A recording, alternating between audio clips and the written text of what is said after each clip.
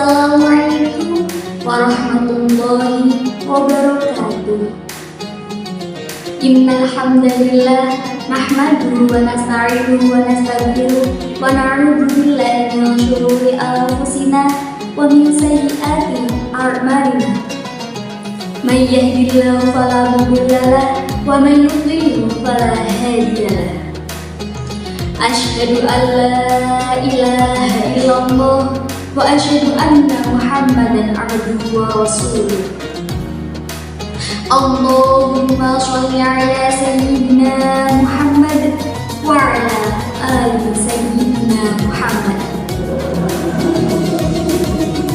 Yang terhormat pada Bapak Najib Syaifullah selaku dosen mata kuliah manajemen dakwah, dan para hadirin wal hadirat yang dirahmati oleh Allah.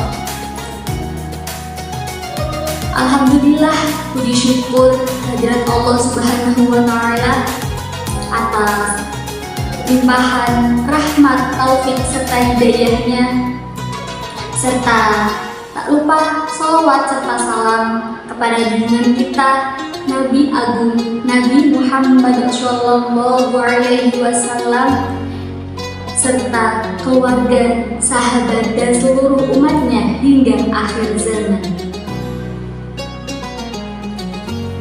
Hadirin wal hadirat yang dirahmati Allah, di zaman sekarang ini kita hidup di era yang serba cepat, modern, dan juga canggih. Informasi datang bertubi-tubi, teknologi berkembang pesat, dan tuntutan hidup terasa semakin kompleks, semakin banyak.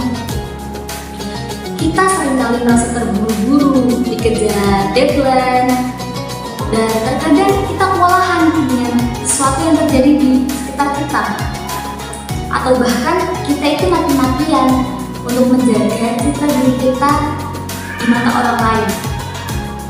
Dalam kondisi seperti ini, kita seringkali melupakan suatu hal yang penting, yaitu apa? Bagaimana cara menjaga hati kita. Hati bukan hanya organ fisik yang memompa darah, tapi lebih dari itu, hati adalah pusat dari spiritual, emosional, intelektual dalam diri kita. Dalam bahasa Al-Quran disebut dengan qalbun, artinya itu hati. Nah, hati itu adalah pusat dari segala perasaan, niat, dan juga menjadi penentu arah hidup serta filter informasi kepada kita. Nah, jika hati kita sehat, tenang, bersih, selalu terhubung kepada Allah, maka insya Allah segala urusan kita itu dimudahkan dan akan mendapatkan kebaikan. Namun, jika hati kita kotor, gelisah, atau disibukkan dengan hal-hal duniawi saja, maka hidup kita akan terasa hampa dan penuh dengan kegelisahan, kerendahan. Allah Subhanahu wa Ta'ala berfirman dalam Al-Quran surat Ar-Ra'd ayat 28. A'udzu billahi minasy syaithanir rajim. Bismillahirrahmanirrahim. Alladzina amanu wa tatma'innu qulubuhum bi dzikrillah. Ala bi dzikrillah tatma'innul qulub.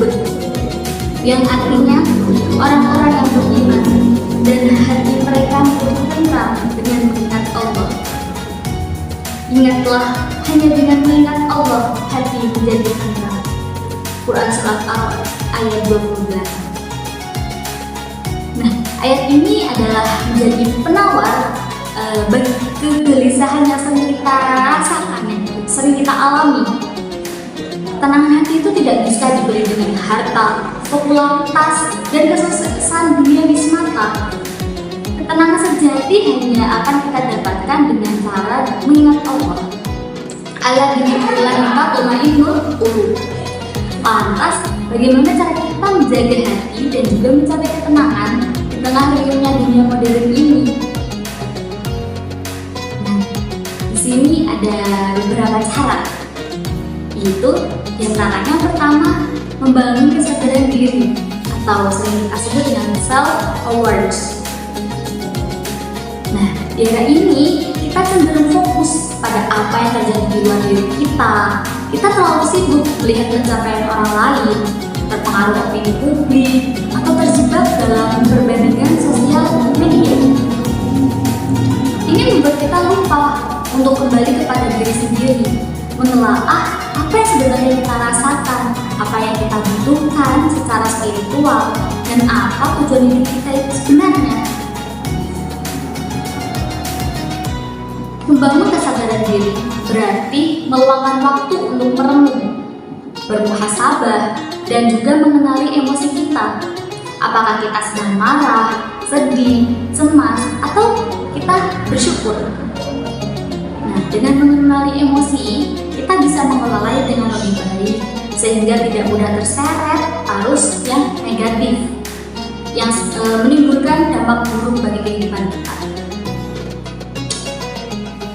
Kedua, mengelola emosi dengan bijak, emosional intelligence. Tekanan hidup modern seringkali memicu stres dan juga berbagai emosi negatif. Jika tidak dikelola dengan baik, emosi ini bisa merusak kesehatan mental, fisik kita, bahkan hubungan kita dengan orang lain.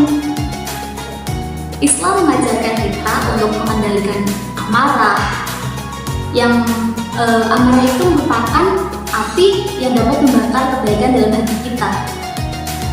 Kemudian bersabar dalam artian yaitu menghadapi ujian hidup. Karena sabar ini adalah kunci ketenangan hati. Mengeluh hanya akan menambah beban hati kita, menambah pikiran kita, dan kita itu perlu memaafkan orang lain meskipun sulit. Ini semua adalah bentuk dari proses pembebasan diri yang akan melapangkan hati kita dan membawa kedamaian. Karena menyimpan dendam dan juga kebencian hanya akan membebani hati kita sendiri. Rasulullah SAW bersabda, bukanlah orang yang kuat itu yang pandai bergulat, tapi orang yang kuat adalah yang mampu menahan dirinya ketika marah. Hadis riwayat Bukhari dan Muslim. Ini menunjukkan pentingnya kecerdasan emosional dalam Islam, yaitu dengan cara kita belajar untuk menarik nafas dalam-dalam, kemudian ada juga berwudu atau mengubah posisi saat emosi kita memuncak, dan juga kita bisa minum air putih, atau bahkan lebih baik kita diam saja ketika emosi. Salurkan energi negatif ke hal-hal positif seperti berolahraga ataupun beribadah. Nah, yang ketiga ada memperkuat koneksi spiritual connection. Inilah inti dari ketenangan hati kita, yaitu koneksi yang kuat kepada Allah. Di tengah kesibukan, kita jangan sampai melupakan sholat, membaca Al-Quran, berzikir, dan juga berdoa. Ritual-ritual ini bukan sekedar kewajiban, melainkan proses ketenangan yang menyegarkan jiwa. Luangkan waktu khusus setiap hari untuk berinteraksi dengan Al-Quran, meskipun hanya satu ayat kita membacanya. Karena Al-Quran adalah obat bagi ketenangan hati kita yang sakit. Membaca, merenungkan, dan juga mengamalkan Al-Quran akan menumbuhkan ketenangan, petunjuk, dan cahaya dalam hati. Kemudian berzikirlah di sela-sela aktivitas kita. Itu merupakan cara penenang hati yang paling ampuh. Doa itu jembatan penghubung antara kita dengan Sang Pencipta, tempat kita mengadu, memohon, dan berserah diri. Allah Subhanahu wa Ta'ala juga berfirman dalam surat Al-Ankabut ayat 45. A'udzu billahi minasy syaithanir rajim. Bismillahirrahmanirrahim. Utlu ma uhiya ilaika minal kitab wa aqimis sholata innas sholata tanha 'anil fahsya'i wal munkar wa ladzikrullahi akbar wallahu ya'lamu ma tasna'un. Yang artinya, bacalah apa yang telah diwahyukan kepadamu, yaitu Alkitab, Al-Quran, dan dirikanlah sholat. Sesungguhnya sholat ini mencegah dari perbuatan-perbuatan keji dan munkar. Dan sesungguhnya mengingat Allah, sholat adalah lebih besar keutamaannya dari ibadah-ibadah yang lain. Dan Allah mengetahui apa yang kamu kerjakan. Ayat ini menegaskan bahwa sholat dan juga mengingat Allah adalah benteng dari perbuatan keji dan munkar, serta menjadi sumber ketenangan jiwa yang paling utama. Nah, cara selanjutnya yang keempat yaitu batasi diri dari paparan negatif atau digital detox. Media sosial, medsos, dan berita seringkali dipenuhi dengan konten negatif, mulai dari ikut menyebarkan atau bahkan sekedar menikmati gosip dan fitnah. Itu dapat merusak hati kita sendiri dan juga orang lain. Ini adalah bentuk ghibah yang dilarang keras dalam Islam. Dengan menyebarkan berita hoax hingga timbullah konflik. Terlalu banyak terpapar berita atau konten yang berisi kebencian, kekerasan, atau pornografi dapat mengeras dan juga mengotori hati kita. Itu membuatnya sulit perasaan empati dan juga ketenangan. Kemudian kecanduan scroll, yaitu dengan menghabiskan waktu berjam-jam tanpa tujuan yang jelas di media sosial, bisa membuat hati kita resah, sulit fokus, dan merasa waktu terbuang dengan sia-sia. Terlalu banyak terpapar dengan hal-hal yang dapat menguras energi positif kita, dan itu semua dapat menimbulkan sebuah kecemasan. Cara menjaga hati dari racun digital yaitu lakukanlah digital detox secara berkala dengan mematikan notifikasi yang tidak perlu, batasi waktu penggunaan media sosial, atau bisa juga dengan puasa digital. Ditentukan batas waktu di mana kita sama sekali tidak menggunakan gadget. Misalnya sholat maghrib hingga isya, atau bahkan di akhir pekan kita hentikan dulu dengan bermain gadget. Serta bijak dalam melihat konten, itu merupakan salah satu detox digital. Dan hindari perdebatan yang tidak penting. Fokuslah pada informasi yang membangun dan juga positif. Hal selanjutnya yaitu ada bersyukur dan menerima, gratitude dan acceptance. Salah satu kunci ketenangan hati adalah bersyukur atas apa yang kita miliki dan menerima apa yang tidak bisa kita ubah. Jangan biarkan hati kita terus-menerus mengejar sesuatu yang fana atau menyesali hal-hal yang telah berlalu. Fokuslah pada nikmat-nikmat Allah yang tak terhingga ini dan jadikan setiap ujian adalah sebagai pelajaran. Kemudian yang terakhir itu ada caranya merenungi kematian dan kehidupan akhirat. Nah, di tengah kesibukan dunia ini, hati kita seringkali terlalu terpaku pada kenikmatan yang fana.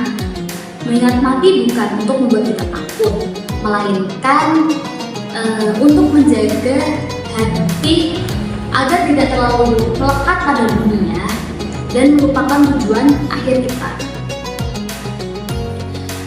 Dengan berziarah kubur atau mengunjungi makam, seperti makam orang tua, sesepuh yang telah mendahului kita, para waliullah, maka para perawat itu berguna untuk mengingatkan kita pada hakikat kehidupan yang sementara atau mengingatkan kita pada kematian. Kemudian merenung, sekali luangkan waktu untuk merenungkan bahwa setiap detik yang berlalu itu adalah satu langkah untuk menuju akhirat. Nah, ini semua adalah dapat memotivasi hati kita untuk lebih fokus pada amal kebaikan. Hadirin wal hadirat yang dirahmati oleh Allah, di tengah badai kehidupan modern yang serba cepat ini, mari kita jadikan hati sebagai rumah yang selalu kita jaga kebersihannya, ketenangannya, dan koneksinya dengan Sang Pencipta, dengan Allah Subhanahu wa Ta'ala. Dengan hati yang tenang dan juga terhubung kepada Allah, insya Allah kita akan mampu menghadapi segala tantangan dengan lebih bijak, dan hidup kita akan dipenuhi dengan keberkahan serta kebaikan. Dengan menjaga hati merupakan bentuk sebuah perjalanan panjang yang membutuhkan kesadaran, usaha, dan pertolongan dari Allah Subhanahu wa Ta'ala pastinya. Di era modern ini, tantangan mungkin lebih besar karena banyaknya distraksi. Namun, imbalannya itu juga jauh lebih besar. Itu apa? Dengan ketenangan jiwa, perdamaian hidup, dan bekal terbaik untuk berjumpa dengan Allah di hari akhir nanti. Nah, mari kita jadikan dengan menjaga hati sebagai prioritas utama dalam hidup kita. Semoga Allah Subhanahu wa Ta'ala selalu membimbing hati kita, membersihkannya, dan juga menjadikannya tempat berlabuh ketenangan sejati. Sekian penyampaian sedikit materi dari saya. Wabillahi taufiq wal hidayah. Wassalamualaikum warahmatullahi wabarakatuh.